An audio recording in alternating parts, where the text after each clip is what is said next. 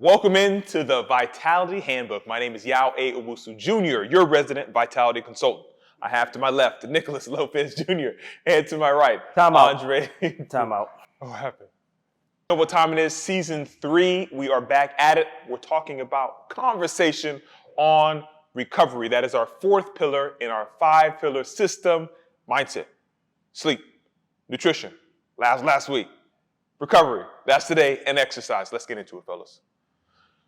You've heard us at least 100 times talk about the pillar system, how to optimize it, SOS situation, generational health, generational wealth, blah, blah, blah, blah, blah. All right, recovery. Why do we need it?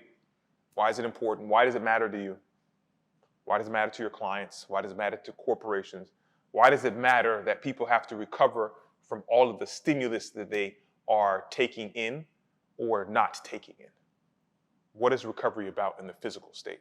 We know sleep is a form of recovery, but we're talking about what you consciously can physically recover from.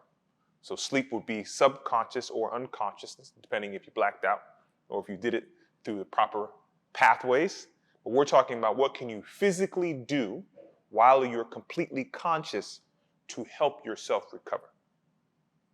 That's a great way to create a delineation for recovery in a conscious state versus recovery in a subconscious or unconscious state for all the copycats out there that are still having trouble organizing their content.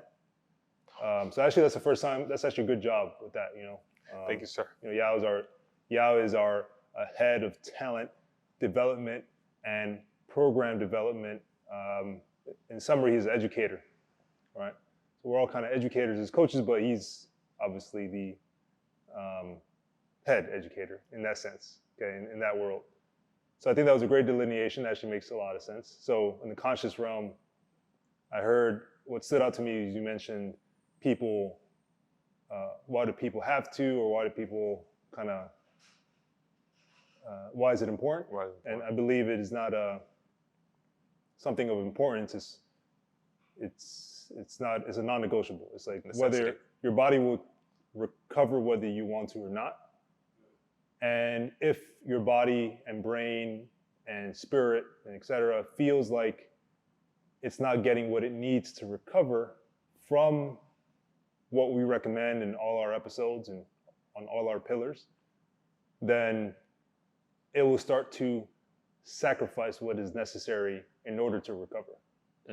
If, for example, you need to recover on the journey to build muscle and you're training and you're not recovering, then your body still needs to recover. Okay, we're not getting nutrients, we're going to sacrifice muscle in order to help repair some of the more fundamental aspects of surviving, right? This is why I like the aspect of BMR.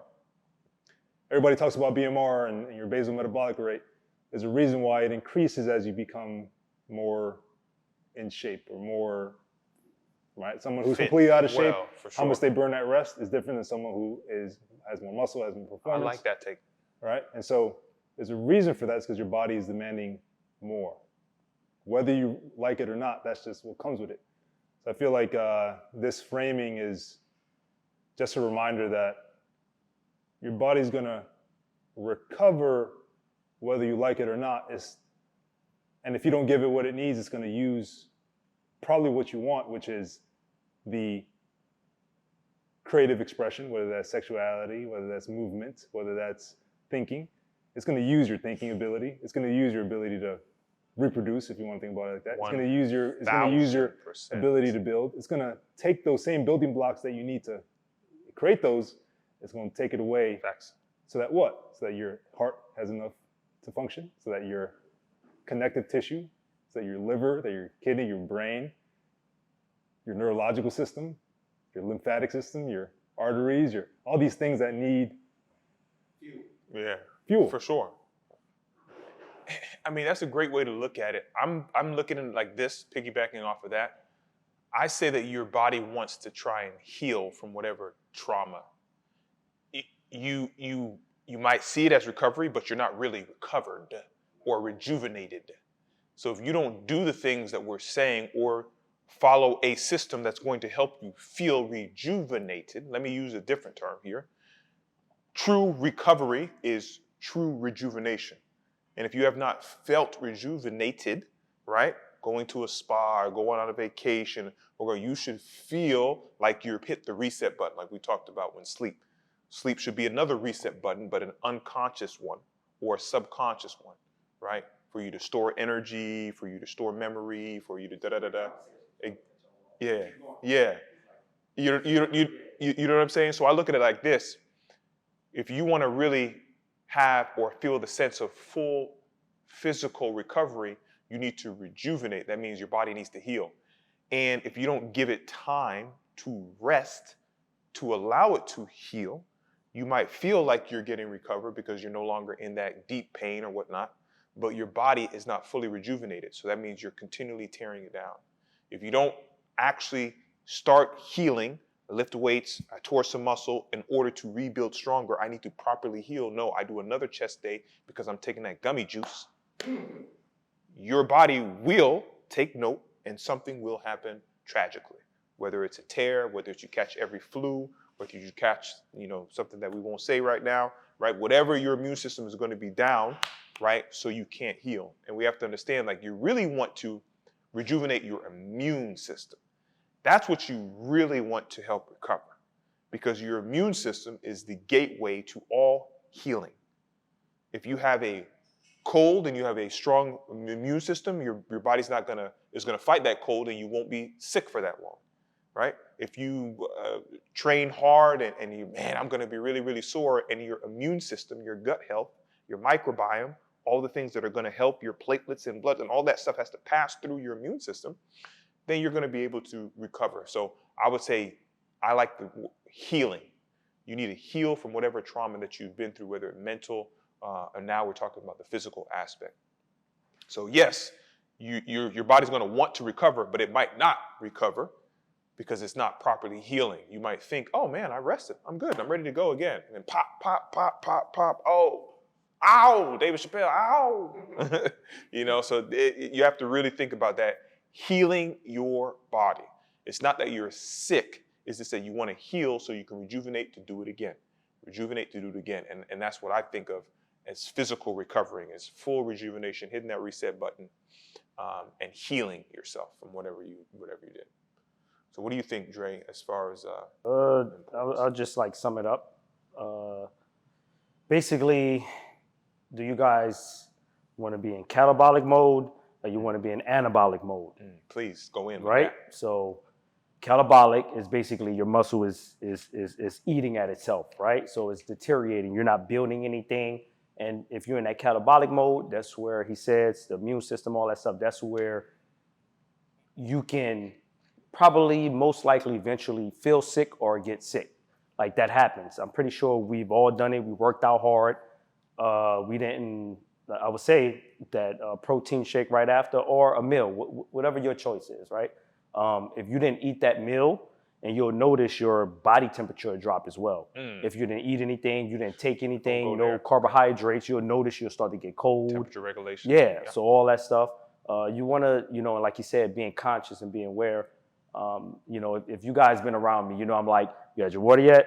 Yeah, we have this food, we have For this. sure. You already know. For I'm already talking about it. So for me personally, I stay in anabolic mode, and I'm always conscious and aware as soon as I wake up. As soon as I wake up, I'm immediately thinking about anabolic mode. So I'm immediately, all day long, I'm thinking about recovery all day long. So I could perform that day, with my workouts in, have energy for work, right? The brain to function, to stay focused, for your clientele, whatever your job is. So outside of your job, have the energy to produce and perform, right? And then produce and perform, whatever your 9 to 5 is or whatever your job is. Yeah. And after you do all that stuff, now you have your workout stuff to be able to perform then. So, That's beast mode. That's top 1%. Now, if you want to get to that, let's say, maybe it's not in everybody's wheelhouse to be the top 1%, but you can be the top 1% of your body's potential. Always be striving for that. Now, I love him when he uses his SAT words here. So we talk about anabolic, and he's always anabolic. That means building. That means building, building. Anabolic is building. Catabolic is breaking down. Breaking down, right? Breaking down. Catabolic. Cannibal, breaking down. Eating away, eating away. Think about that. You guys have heard these terms. There's nothing to be afraid of. We know Smarty Pants over here likes to throw around those words, which is great. You know what I'm saying? So if we're talking about, Dre is saying he's always wanting to be in anabolic mode. He wants to always build, generation, build. We talked about that. And most people are not recovering like he's saying or you're saying, so they are by default in catabolic mode. They're always breaking down. So by default, if you're not physically doing something to recover, rejuvenate, rebuild, reset all the time, Murphy's Law, everything breaks down. All reactions will tend to break down if you leave them alone. So you can't say I'm maintaining, I'm just chilling, I'm just holding status quo. No, your body, your metabolism is always moving. So you are, by default, breaking down. You really have to stay on top of, somebody said, I have to do all this to recover? Yeah, do you want to be the most optimal human being you can be? Or do you want to be someone that's never really going to feel what it feels like to utilize their own body, their own gifts? That's one of my biggest fears is not being able to use my gifts that were given to me by the universe, by God, my parents, by whoever you want to say. You know, I want to be able to utilize that. I feel like I'm doing the universe, myself, my parents, but whoever helped me along a disservice if I'm just going to let my body just deteriorate and say, oh, it's old age. No, man, you got to recover. And by doing that, stay in that anabolic mode. All right. So, Nick, you take us away. I know you got questions and stuff like that. So. Yeah. So, through my own recovery program, I have questions on breathing, but where my mind went to was I wanted to ask Dre. So, for example, for context, I'm trying to figure out the art of breathing, of when to breathe through the mouth, when to breathe through the nose, and everybody else. You know, the people are talking about it, but you go to the actual people on the field who are fighters, right? So my question is, during fighting training, let's say a jump rope conditioning session or running session, what have you actually, normally I would just go watch a video, but just hear your perspective. Are they breathing through their nose? No, they're breathing, they're going. So breathing in through the nose. Yeah, inhale. Okay. Inhale, exhale. Inhale through the nose, exhale through the mouth. Okay. Right? Question. Go ahead. Yeah. Sorry. So how about when there's a mouthpiece during the fight? Are they still, how about that example? Oh, so it's similar, but you got to know when to take it. It's the same way with jump roping. It's okay to be, but you need to know the right time to take it. And you have to constantly take it. So when I say they're breathing in, inhaling, exhale, they're not doing it every second, right? They're doing it when they need to do it. I'm glad you said You that. know, to relax, and that helps relax your body. What that does is, right? So I love that Nick said the people that's on the field. What it does is get on a treadmill, get your heart rate up, right? Pretend like you're swimming underwater. Hold your breath, right? You're not getting tired. You're just not breathing properly. Now, put your hand on a sensor, right? You see the heart rate all the way through the roof. Now, what I want you to do is slow it down, right? Slow it down and inhale. Use that breathing technique. Take 3 deep breaths.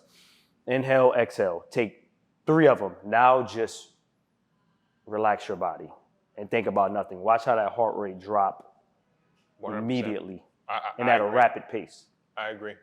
So just to go deeper on that, you're saying when they're, so I just want to paint this picture because I need to apply it to my training today after this at the training. So say jumping rope, you're saying that when they don't take it, is it because they're breathing through their nose?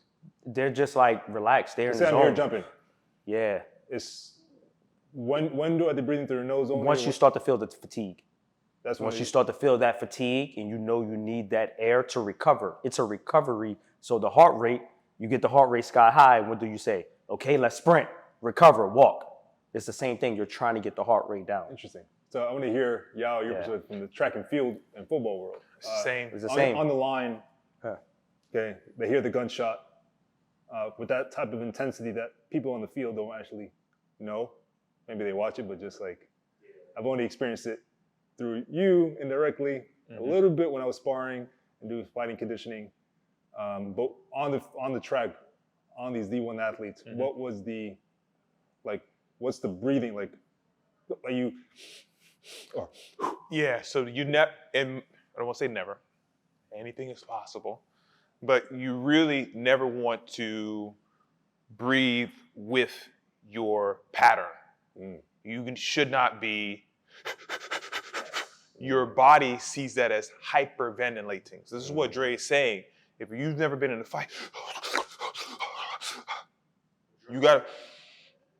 everything in conditioning, when you're conditioning, is cardiovascular.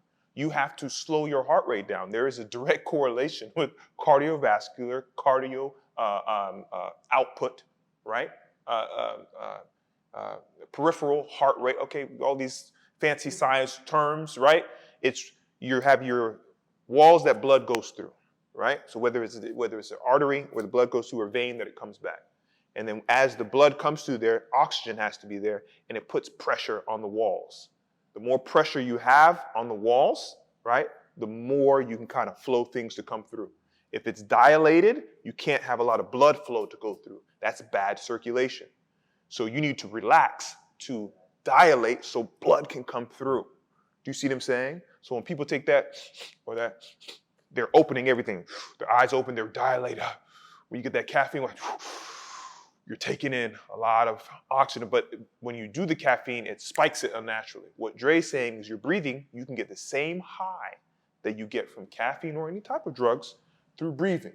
Yogis know this, fighters know this, right? You'd be like, man, I was in there like God mode. That's when you're breathing in tune, you're relaxed. You're in tune. When you see Usain Bolt going through the line, he's like, he's relaxed. Yep. And you need to make sure, so if I'm going a 10-second sprint, at some point I was able to do something like that in 100 meters. Not anymore. Not anymore. I'm gonna lie, not anymore. All right, but when I'm getting off the line, you have two ways. You have two people that come off the line and they're here holding their breath. They take a deep breath in. Exactly. Yeah.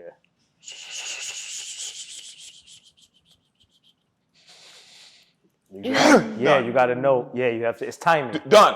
Yeah, so and you know how many steps you're gonna take to. You're breathing out? No, breathing in. So you said inhale? So I'm inhaling here, gathering all my energy, and you can let it out as you're going, right? So it could be a. So when you see people, just listen to 40-yard dashes because it's quiet. Sorry, just to hold that thought. Hold it real quick. There's one thing on that line.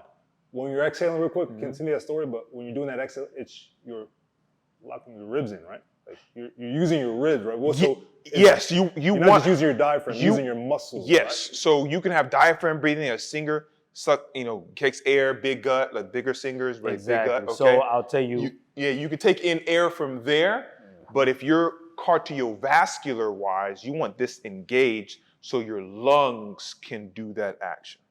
Facts. Right? So if you're going cardiovascular, your diaphragm is your oxygen comes to your lungs, not your diaphragm. Blood comes to your diaphragm. But if you want to train your oxygen level, and it's different. Boxers, you have to have conditioning for a long time, and fast. Short. Short, long. With sprinters, it's different. It's just the anaerobic threshold. That means without oxygen. Anaerobic means without oxygen. So you don't have to breathe if you're doing a 40-yard dash. So what would be an example, real time, of 40-yard? If I'm here, set, go. But is that done at the professional? For sure. Some people teach that. It all depends on what your capabilities are. Remember, their 40-yard dash is not our 40-yard dash. I know. 4 seconds. I know, but everybody has these aims, and instead of following the lab rats, I'll tell you what I teach my runners to do. That seems like I think that would be the most efficient. Like you said, there are guys that are like, but I think so check it out. I'll go in if you get to it before me. Do your research on the top 5 guys, right? And I guarantee you those top 5 guys are going to say the same thing he just said. It's the same thing. That's why, I wanted to say it's interesting that you do that because powerlift, there's a technique that I learned but a lot of people don't know about that. That's why when you hold, remember, it's a 1 second thing. You there's another technique to it. Right. There's 2, 3 breathe. I'm not going to give you all that, but just say you hold your air in, right? You build a belt, right? You said the gut, right? You hold that air in, you hold in, you lock in, you go down, what's that? 2 seconds tops. So just like he said, he's holding that air in and around they run it for 4 seconds, maybe the last second, you let all that air out. So that's one technique, or the relaxation technique. Like he said, it all depends on what your energy system that you're using. You're not gonna breathe the same as a sprinter, as a marathon runner. A marathon runner. A marathon runner is going to be what he's saying. You got to be relaxed. If you tighten up anything, mile 15, mile 4, you might not get to that. When the Kenyan, I forgot his name. Dang. All right, shout out to the Kenyan. Yes, he's fastest in the world. He tore he's a beast. I got tired like in 5 minutes. When he finished the race, he's here, 26 point. What is it? 1 mile? Yeah. 2 miles. Relaxation is the key for cardiovascular breathing. To learn how to breathe while you're doing cardio, you need to be relaxed. Jump rope, you can't be. Everything is relaxed. You're engaging all your muscles, so that means oxygen has to go to the muscles. If you stay relaxed, then it's just here. That's why you jump rope from the wrist, right? You don't want to be doing a bicep curl, tricep extension, a squat tensed up doing jump rope. You're going to fatigue out. It's all from the wrist. It's just being relaxed. So three questions that I have to apply to my programming. And if we switch into coaching mode into the audience real quick, this is how you should program, right? You have to ask questions, figure out what the expert panel is saying, and then go back to actually do it yourself. So I have 3 questions. One is really just a comment that I noticed, and it was like an aha moment. That first one is, wow. Certain people are labeled unintelligent, but they're studying the tape, and the labeled intelligent people, they're not studying the tape. Like, wait a minute, like, why is that not part of the scientific method? Like, I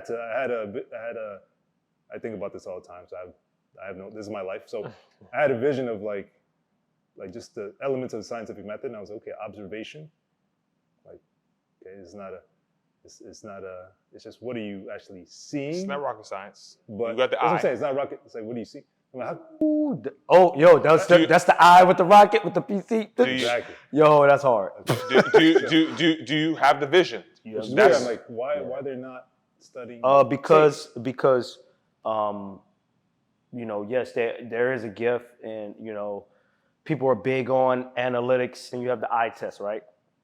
So I'm definitely interested that, like, that's what I actually it's not weird actually. I study tape in slow motion, right? I'll study from the new players to the old players, 1950 fighters. It doesn't matter, any sport, right? So what I notice is that people try to follow the Golden State method, right? Golden State take a lot of threes, they make a lot of threes, right? The percentage is very high. But Golden State take the less amount of three-point attempts. Think about that. So they're efficient. They're efficient, but everyone is copying Golden State. They're not efficient. They're not. These are the 2, 3 greatest shooters ever play the game. For Golden right? State, for sure. For Golden State. So people copy their thing, and they're taking less threes than everybody else. But they're going on based on analytics. They're not even looking at the efficiency. They're just saying, well, they take a lot of threes. They're not even saying, well, they shoot Rockets 58% from the three-point. That's kind of crazy. But let's say they shoot 42%, right? They take less. They shoot 42%. These people are 38%. And the other teams, they're taking 10 to 15 times more shots, and they're shooting 28%. So less That's efficient. A big difference. 25% is a big difference. So the Less efficiency, efficient. is. But people are trying to copy a method that they don't even see the actual missing piece. right? So, and also to their defense. They're a great defensive team. So now you're copying a blueprint that you don't have the three-point shooters, you don't have the efficiency, and you don't have the defensive players. You know what I mean? So that's just one study that I seen. Well, that's just me seeing those things and hearing about the percentages. And I think, there's an art to the eye. And when all those things fail, right? When all those things fail, man, this team is very bad, or this team needs to stop doing this. That's when they go back to what? The eye test. They always fall back on the eye test. So what is it's a trendy thing. You can't beat trends. You know what I mean? I mean, in one aspect, we do believe in science, obviously, scientific method. We do believe in statistics, but you have to know the whole story, and it has to be put into proper context. It's like, one, I'm not going to go with anybody that's doing research that hasn't been in the field. If you haven't been a player, and then all of a sudden you want to be a research for a team, I'm not listening to you. I'm just not going to do it. If you're in the lab, if you're a scientist in the lab, but you haven't also been a scientist on the field, like actually doing it with real people, not just experimenting in petri dishes, like doing it with a real person. So we do experiments every day. Those are called epi studies. Those epi studies are basically one-on-one or one-on a couple, right? But you're doing in person, recording things down. That is actual experimentation. That's what scientists do. So what we do as coaching, the art of coaching, right? Or the art of recovery, right? Or the art of vitality, right? And we're talking about recovery today, is that's what needs to happen. We have to understand the people who are in the field helping clients recover every day, who has been successful with people coming in with injuries and getting them out of that injury. Who has been successful? If you go to someone and you've been training with someone or training with a PT or training with, and you've been doing that for 5 years, 8 years, 10 years, if you're still doing that, that means you have not gotten that release. You haven't gotten to that goal. You haven't gotten to that transformation. You haven't gotten to the results. So with recovery, I want to think about how can we not guarantee, there's no guarantees, but how can we have a higher probability of results when it comes to physical recovery, actually getting that rejuvenation? Well, there you're gonna go. This is actually what I was writing about. Okay. If you see, my book was out earlier. It was not because this show is scripted, because I know everybody's thinking, it's scripted. Freestyle. But what I was writing on was literally, I was listening to some music, and basically it's like, okay, we need to, like right now we impact maybe like 10 people a week. I'm cooking something up. It's like, no, we got to impact like 10,000 people a week, 5,000 people a week. And this is something that we collaborated the idea on. But how you do that is our program, which is going to take you on how to be pain-free, how to move free, and how to express free. All right, Dre, so. I got 2 more questions, but I want to hear what you say. So Dre, we were talking about physical recovery, right? What can we say to the people that can help them if they want to achieve that rejuvenation, if they want to achieve that pain-free, if they want to achieve that? What can we tell them? Well, you don't have to worry about recovering undertraining people. You know what I mean? You just need to get stronger, more conditioned. I'm speaking to you undertraining people. I'm sorry to tell you guys, but yeah. People that actually train, that's the people that really need because they're going to feel it more. The people that undertrain, they're going to be like, I don't feel anything. You're not training hard enough. So simple as that. You're not training hard enough to even feel a recovery program. I'm talking to people that train, okay? People that train. People that train as far as recovery, I would go with selection of exercises and know how to group them together, know when to, how to group your compound movements together, your isolation movements together. When you're in training, know when enough is enough. Your body will kind of tell you, even though we want to push kind of through it, and we'll have our days where we push through it, take advantage of it. You know what I mean? But I would say, that's a part of your recovery. You're thinking, if you're in here and you start to kind of really, get fatigued and exhaust out, just stop it. Just call it, you know what, you did enough, or if you didn't duplicate what you did last week, it's okay. You know what I mean? That's a part of stopping right there is a part of your recovery. Take one route. You can take the route of recovering during the training, recovering after the training. So we spoke about that. Like, obviously, as soon as you're done training, try to get something in your system. Definitely your carbohydrates, your protein. You can't say, you need to have both. Let's not neglect, time it, do one first. Whatever you feel works for you and you feel like the best for you, but you need to make sure you get that in your system, right? I don't believe, I've tried the method, right? The science and all this stuff and people saying you don't need. Maybe they're not talking to the people that train hard as fuck when they say, you don't need any protein for the next 2 hours. You don't need any carbohydrates for the next 2 hours.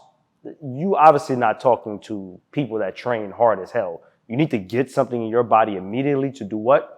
Like y'all said at the beginning, and I agree with them, to rejuvenate the body, right? So that way, once you're done, and you're trying to go into anabolic mode. You don't want to be in catabolic mode. We spoke about it earlier with the catabolic, the body temperature drops and all that stuff like that. So I'll let Nick ask the questions and I'll go from there. Chop it up, edit. Yeah, I want to follow that through, but with intra-workout recovery, and just another question on breathing. What was it called? Say it again.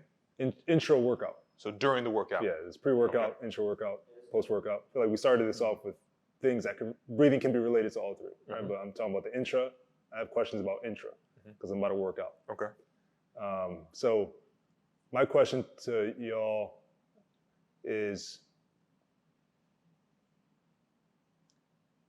for context, I grew up with asthma. Okay. I had an inhaler. Okay. I had asthma. Right. All these things start to make sense as far as you see me train and hyperventilate and stuff. Like I'm now developing more control of my rib. I'm just getting into a different zone. I can't wait. But that being said, I have the mindset to experience discomfort and push through with faulty breathing mechanics. So when you're tasked with conditioning someone, that's an art now to consider. What's that balance of, because I can get through any conditioning, but I know I can like shut off my breathing muscles and just use my and just hyperventilate through it, and just like not even. I know I could do that. Yeah. Maybe because of my asthma and the adaptation, and who knows? Like 100%. That helps if you had breathing issues and you were able to still work hard while having breathing issues. Yeah. Now that you I don't have no choice because of where I was at. Now that you don't have said breathing issues, you can still have an extra gear you can go to. But is that true cardiovascular training? Exactly. That's my question. What's that balance of saying this mindset of, okay, you guys, you're gonna come in, we're gonna do HIIT, a true high intensity, an intelligent coach. What are they gonna be looking for? High interval. Yeah. When do you say, okay, I need this client's mind to get stronger, and I need to push them through a BPM of 180, and as I'm talking, it makes sense to myself, but I know this training session, okay, they need to learn how to be at the 180 BPM. And let's say the first training day at 180. How are you going to manage that so they can get to 180 in that way that you guys have mentioned in this relaxed breathing or this the breathing technique? How are you going to work on the breathing technique at the same time? Remember that. You want to go first? Yeah. Number one is they never been there before, right? So you got to understand that you're teaching a baby. They're not going to be an expert at it when they first do it. So it's going to take time. I would say the best thing as far as to manage them in those situations, high intensity situation, is the key is the rest period, right? Get them 2 minutes, right? 3 minutes. Take a 3-minute break. Let them recover because they've never been to that height before. Let them recover. Okay, let's do it again. Right? If you take them to that point. They've never been there before, and you train them like a well-conditioned athlete. You're recovering 30 seconds. You're recovering 45 seconds. You're recovering a minute. They're not going to last. You explain to them you're not at that stage yet. You're at level 1, right? To make them feel good. You're at level 0. At level 0, if you really want to be honest with them, so that way they could strive for level 1, level 2, level 3. You're at level 0 right now. You're at the ground, right? And we're building a house, right? Floor, all that stuff. The rest period is going to be key for them, and you need to understand that it's okay. I've been there before. You know what I mean? You need to take that 3-minute break. If you need to take 5 minutes, and once that timer go off, do you need extra? You know what, I'm ready to go. And you got to feel them, because sometimes they'll say they're ready to go and they're not ready to go. And then you're going to have to constantly make adjustments in the program. Maybe the first round, they was able to go for 2 minutes straight, 3 minutes straight. Then they get on and like, man, you know what? Let's just break it down. Let's do 30 seconds. And then, right, but make them feel like they accomplished something, right? Because people will get, you know, have I been there before? Nah, because people are different. You know what I mean? So people are very emotional, like, oh, how you should have did something.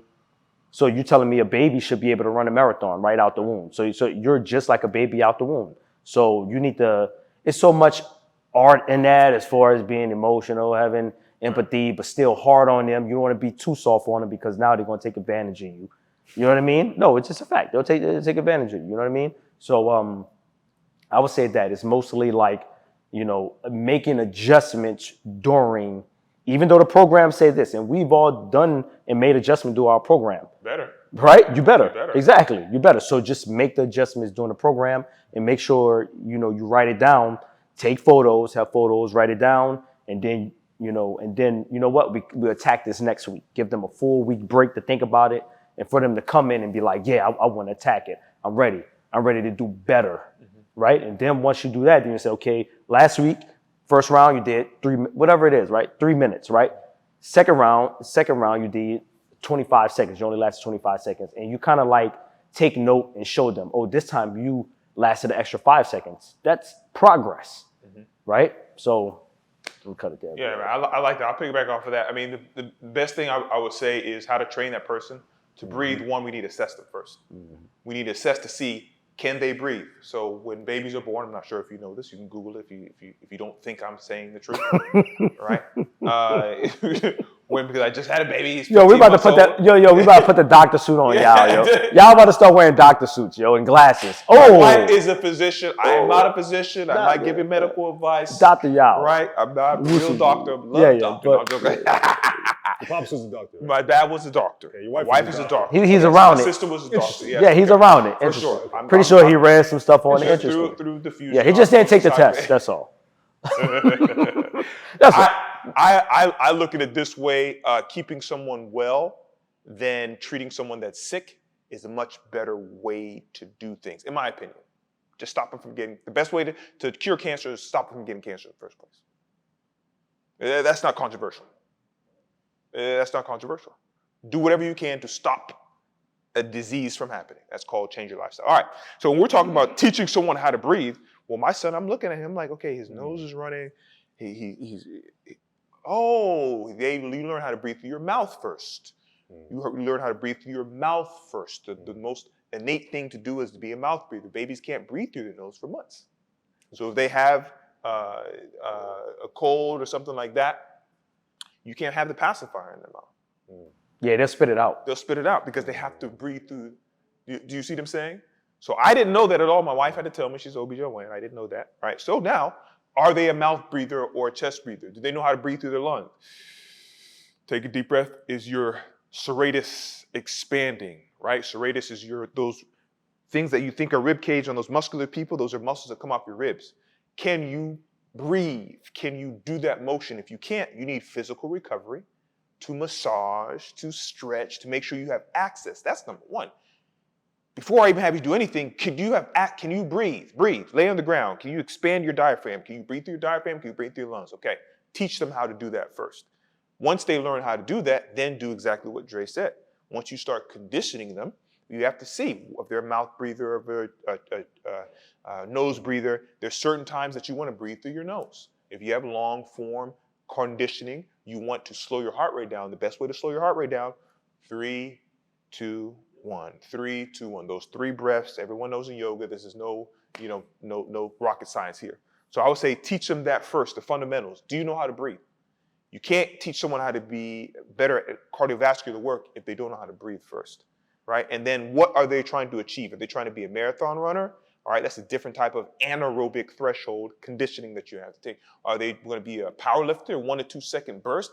That's anaerobic, right? So aerobic would be more of long distance, anaerobic would be more short distance. So that's the take that I would say. I'm always going to say do assessments. Yes, yeah, boring, whatever. But I need to figure out, can you breathe, right? And if you do that, then I will teach you how to dragon breathe, alligator breathing, breathing through the diaphragm, breathing through the nose, breathing through the mouth. Don't hyperventilate. Make sure you can brace your abs, breathe through here so you can brace but still breathe and not pass out. So that's will all be taught. That is an art. But first and foremost, can you try and breathe for 6 seconds? Try and breathe in for 6 seconds through your nose. It's very difficult. Very difficult. So I would say that's the first thing. Assess them to see if they can breathe first, and then assess them to see what type of conditioning and breathing techniques they would need for said bout cardiovascular work. To breathe, to understand. Oh, yeah. Condition them. They're like, oh, I don't know why I'm getting tired today. You're not breathing correctly. Simple as that. Oh, Reps. And then you have to repetitions. You have to coach them on their breathing during, not just during, not during the rest period, literally constantly during the action and the rest period. You need to teach them how to breathe and how to. The key thing is relax. And relax is what? Recovery. 100%. Relaxation is literally, in my opinion, professional and personal, is recovery, right? If you're relaxed and you're not excited, then your body's recovered. You're ready to go again. All right, so fellas, let's hit them with some gems. There's a lot of information out here. I know it feels like we already hit gems, but let's just hit them with a gem real quick. What can we give to the people? Bam, bam, bam, rocket fire. Go out and try it. I'm about to go try it. I have a strength training session today. I have to deadlift. I'm gonna try. I'm gonna be more intentful about my breathing technique, different breathing techniques. I have 8 rep sets, or I have to try to get 8 reps. So I'm gonna see which of the sets feel. I have 4 sets. I'm gonna feel how the sets feel differently based on each breathing technique. I'm gonna try one where I hold, like Yao said, a bit longer for maybe a couple reps, regroup. I'm gonna try that one. I'm gonna try every single rep. The inhale, exhale through the mouth. Inhale through the nose, exhale through the mouth. And I'm gonna just try. I'm gonna try it during. I'm gonna try. The control for everybody out there, okay, is gonna be, the control is in between my rest, in between my sets. I'm gonna only breathe. I'm gonna try to relax myself through my, just inhale through the nose, exhale through the nose. Exhale through the nose. I was going to say that. It's great point. When you're going, you have to be totally relaxed. I'm gonna try with everything, jump rope and everything. Through the nose though, during my rest sets. Oh, exhale. That'd be difficult. That's gonna be. That's gonna be difficult. Yeah. If you're that's like swimming underwater. Remember, our innate thing as children, we breathe through the mouth. Yeah. We have to learn how to breathe through the nose, right? So try to see. But is that training? Huh? Is that training? You might not be ready for that training, but try it. It could be. You never know. That's more of, it's funny, something had came up and we were talking about it. That's more of a like mental thing, like just to challenge yourself, a mental challenge. It's more of a mental challenge. It could be a thing, but you're the most efficient top level guy. They're going to be trying to master how to actually breathe from first quarter to the fourth quarter, from one round to the 12th round. I'm gonna try. Yeah. I'm gonna change. So you see how it didn't take me a whole year to read studies on. I'm now gonna change my control to, okay, now my control is gonna be inhale in between each of my resting sets, inhale through the nose, exhale through the mouth, with this new type of awareness from all the RHM and recovery work I've been doing to my thoracic spine, okay, for everybody who doesn't, okay, and everything that's attached to that. I have way more awareness of my breathing, so that's gonna be my control. You see that? Real time, okay? Yeah, I would say for my gym is just look at this as control being able to control and relax. Little babies can't control and relax. It's because it's hard for them to breathe in through their nose. That's why it's hard for them to drink through a straw, because they can't drink and breathe in through their nose. It's very difficult. Just look at it. We have nose hairs. We're supposed to breathe in so we can filter out all of the toxins. You're supposed to breathe in through your nose. Now, you can debate if you want to breathe out through your nose, if you're doing meditation or yoga breathing, you got to get your mind calm, or if you're exercising, you want that, that scream is not just to be douchebaggy. That is, I need this air out. I need the air out. Some people don't know that. Some people don't know that, but I need it out. I need this air out. You need to expirate. Expiration happens at the hardest part of the exercise, and if you're not used to breathing out through your nose, you better do it through your mouth. It better come out. Well, a scientific study just came out saying that if you only breathe in through your nose, your strength performance is going to go up by 200%. Like I said, let me see the person that did the studies. Let me see if this person has achieved anything in their life. Listen, I'm a sciencey guy and a nerd, all this other stuff, but that's how I operate. I need to see. I don't believe that. I don't believe any of that. Yeah, for sure. As always, guys, thank you for joining in season. Oh, my bad. I thought, okay. Remember, there's it's not even a gym, just like kind of sum up everything. Remember, there's not one way to recover. That's all I want to say. There's not one way to recover. You need to recover outside of the gym. You need to recover through mobilizing, through active, through warm up, recover between sets, recover with time. There's no one way to recover, but to be the highest performer or be in that top 1%, just understand that you're going to need all those forms of recovery. And also, too, you need food to recover, right? They have supplements out there that you need that'll help you recover, that assist and aid in speeding up the recovery, right? So, yeah, that's basically it. Yeah. Facts. I love that. Interdependent pillars. All pillars will help you recover. All pillars will help you get stronger. All pillars will help you get everything, right? So we stick to that. Perfect. As always, guys, we appreciate you watching the entire video. Like, share, subscribe, ring that notification bell. Let's get into it.